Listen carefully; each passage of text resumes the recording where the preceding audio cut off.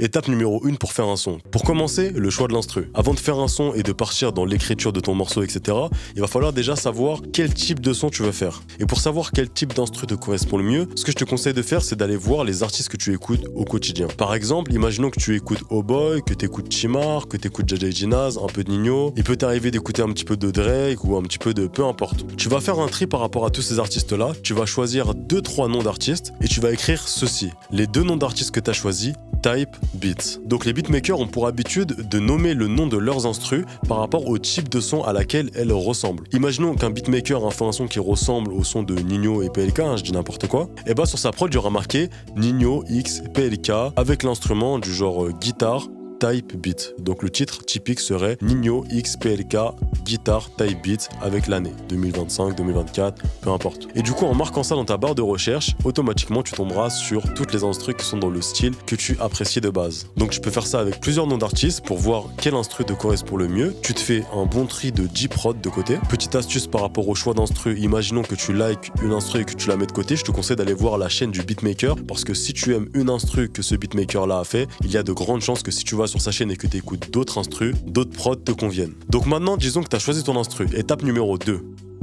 Alors je vais commencer par le début. Si jamais tu veux écrire un son, il va falloir que tu écoutes l'instru, que tu vois dans quel univers elle te met, et suite à ça, tu vas pouvoir faire ta première top line. Tu peux en faire plusieurs d'ailleurs. Alors une top line, si tu veux, c'est une suite de mots qui veulent rien dire, si tu veux, ou juste des mots marmonnants, vraiment c'est des airs, c'est vraiment un yaourt, quelque chose que tu vas marmonner, et ça voudra pas forcément dire grand chose, mais le plus important, c'est qu'il faut qu'il y ait l'air et le flow de ton son. Même si tu n'as pas encore écrit, il faut qu'il y ait le flow. C'est très important. Donc pendant ta top line, tu vas te chercher, donc tu vas en faire plusieurs, des fois tu vas varier, des fois tu vas faire des choses plus rapides, plus lentes, etc. Et c'est ça qui est bien avec une top line, ça peut vraiment te permettre d'examiner l'ensemble des choses que tu peux faire sur la prod. Donc la top line, tu peux la faire à la maison à l'aide de BandLab, tu peux la faire sur Snap, mais du coup il faut que la source audio vienne de quelque chose d'autre. Donc imaginons que tu mets la prod sur ton ordinateur, tu fais un snap, tu le mets à côté de toi et tu commences à marmonner, t'enregistres, t'en fais plusieurs, t'en fais 2, 3. Ensuite tu vas dans tes mémoires, t'écoutes tes top lines, ok, ça j'aime bien, ça j'aime pas, ça j'aime bien, ça j'aime pas. Et maintenant que tu as ta top line, on va passer à l'étape numéro 3 qui est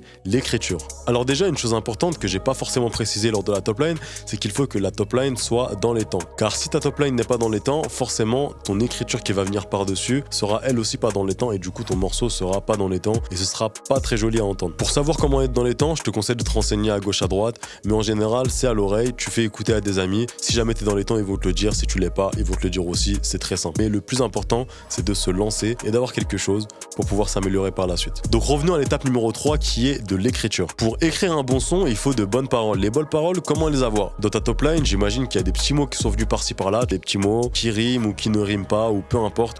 Et en fait, si tu veux, ces mots-là, c'est un petit peu la DA de ton son. Donc tu vas examiner les mots que tu as dit durant ta top line et de là, tu vas déjà pouvoir savoir dans quelle direction artistique t'orienter. Une fois que tu as compris ça et que tu as capté dans quelle DA tu vas aller, tu vas commencer par écrire tout simplement. Donc tu vas remplacer tes marmonnements par des phrases, des mots, des paroles qui riment entre elles. Donc ça peut être rime suivie, rime croisée, etc. Pas la peine d'être trop technique, essaie de le faire juste naturellement et normalement les mots vont te venir tout seul. Le fait que ça rime va te venir tout seul et tu verras, c'est pas si difficile que ça. Donc de fil en aiguille, tu écris ton texte. Donc toujours réécouter sa top line pour ne pas l'oublier et voir si tes paroles collent bien avec. Après, si jamais t'es lancé, tu peux ne plus écouter ta top line et partir dans complètement autre chose et écrire à ta guise. Mais voilà, la top line, on va dire que c'est ta base. Une fois que tu as écrit ton texte et que tu l'as terminé, tu vas le réviser plusieurs fois. Donc il va falloir que tu le chantes ou que tu le rappes sur l'instru sans forcément écouter ta top line toutes les 10-20 secondes. Donc une fois que tu as ton texte devant toi et que tu es capable de le lire et d'être dans les temps, d'avoir le bon flow et de pas oublier toutes tes variations, de là, tu as écrit ton premier son. Donc en suivant ces 3 étapes-là, tu as réussi à écrire un son de A à Z.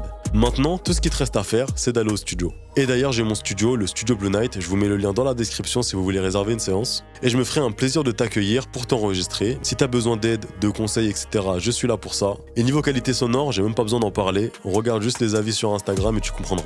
En tout cas, sur ce les gars, c'est la fin de cette vidéo. J'espère qu'elle vous aura bien aidé. C'est ma première vidéo YouTube Facecam comme ça. Donc j'espère que ça vous aura plu. En ce moment, avec l'équipe, on a plusieurs idées et plusieurs concepts à venir. Donc abonnez-vous à la chaîne YouTube, il y a du très lourd qui arrive. Et sur ce les gars, on se dit à la prochaine dans une nouvelle vidéo. C'était Tisei.